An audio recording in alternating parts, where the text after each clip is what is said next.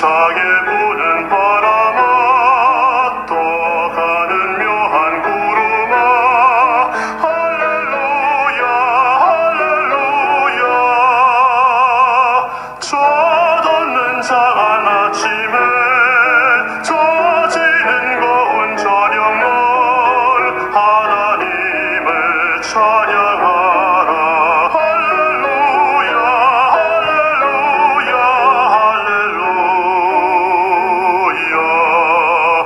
저 흘러가는 맑은 물 다 주를 노래하여라 할렐루야 할렐루야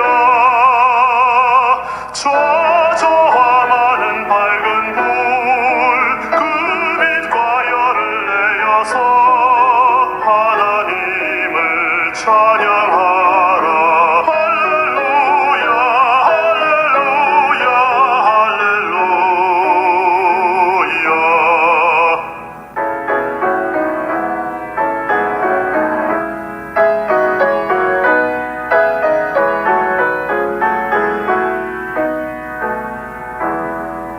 저 귀한 땅은 날마다 한없는 복을 펼치여 할렐루야 할렐루야 땅 위에 꽃과 열매들 주 영광 나타내어라 하나님을 찬양하라 할렐루야 할렐루야 할렐루야 너 선한 마음 가진 자를 용서하며 살아라 할렐루야 할렐루야 큰 고통 슬픔 지닌 자 내 근심 주께 맡겨라 하나님을 찬양하라 할렐루야 할렐루야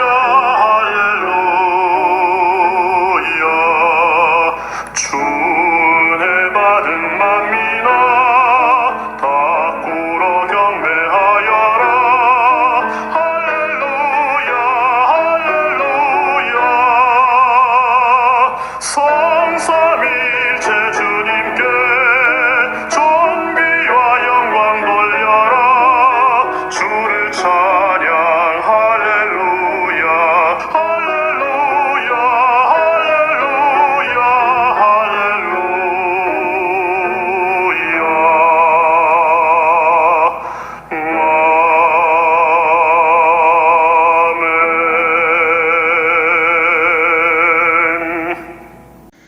아멘. 오늘은 시편 29편의 말씀을 보시겠습니다. 특히 봉독은 1절, 2절 공독해드립니다.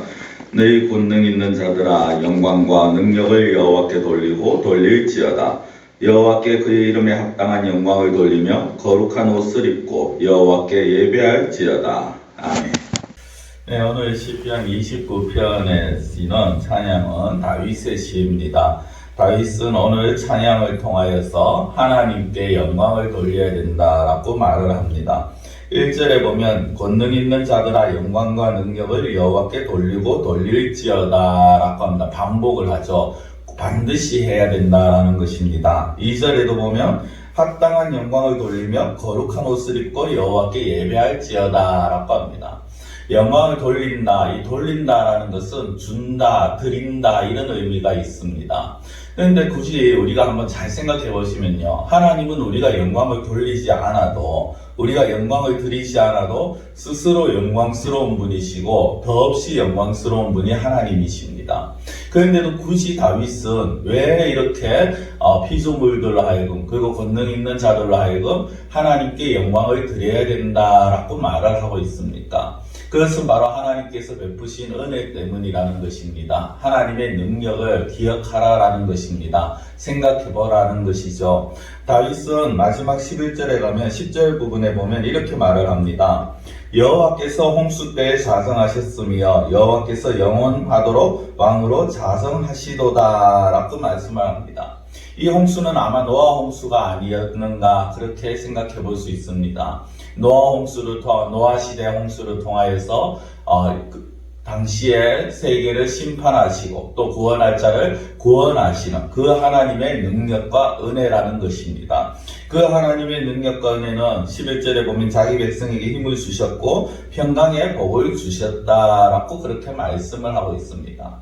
그렇다면 우리가 하나님의 백성으로서 하나님의 은혜와 능력으로 의를 힘입고 평강의 복을 얻었는데 이것을 우리가 어떻게 알 수 있느냐? 하나님이 그럼 어떠한 방법으로 자기의 백성들에게 이 일을 행하셨느냐 하는 것입니다. 그것이 오늘 이제 반복되어서 나오는 단어에서 나오는데요. 바로 7번이나 반복되는 소리라는 단어입니다. 소리. 3절에 보면 여호와의 소리라는 말이 나오고 4절에도 여호와의 소리가 2번이나 반복이 되어집니다. 5절에도 마찬가지입니다. 항상 소리라는 말이 나오는데 이 소리는 여호와와 연관이 되어 있습니다. 그러니까 하나님의 소리, 하나님의 어떤 음성이라는 것입니다. 하나님께서 하나님의 말씀이라는 뜻이죠. 우리가 생각해 볼 수 있는 것은요, 사람도 소리를 냅니다. 짐승도 자기들만의 소리를 냅니다. 그렇죠. 사람의 목소리, 짐승의 소리, 모두가 다 소리를 냅니다만은, 그러나 사람과 짐승은 소리를 내는 대로 완전히 다 행한다라고 할 수 없습니다. 예를 들어서 내가 오늘 어떤 일을 해야지, 정직하게 해야지 라고 말을 하지만은 그러나 반드시 그렇게 되지 않는 경우가 있다라는 것입니다. 그러나 반대로 하나님은 아니라는 것입니다. 하나님은 당신이 어떤 말씀을 하시면 반드시 그 말씀을 이루시는 분이십니다.